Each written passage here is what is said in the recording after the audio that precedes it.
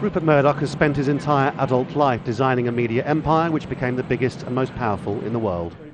Yet now, a committee in the British Parliament, in the very place which provided him legitimacy for years, has offered the most damning verdict possible on him and some of his most senior executives.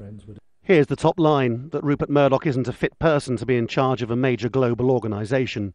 The Conservatives, who support the Murdochs through thick and thin, said they didn't agree with that particular finding, but it was still passed by a majority and so became the key paragraph of the entire report.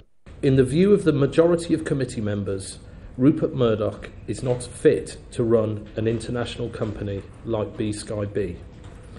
I'm personally disappointed that some members didn't feel sufficiently convinced or confident to hold the most powerful to account. They felt they couldn't support sections 216 to 229 of the report. Nobody involved in this is spared. The former editor of the News of the World newspaper, Colin Myler, is accused of not telling the truth to the committee, as are two other former very senior executives. Like his father, James Murdoch displayed willful blindness, said the committee, over the levels of illegal activity at his newspaper, and the committee said it was astonished he didn't try to find out more. What does all this mean? Might News Corp now have to sell off completely one of its most prized assets, the broadcaster BSkyB? Might this signal the beginning of the end for Murdoch's whole empire here?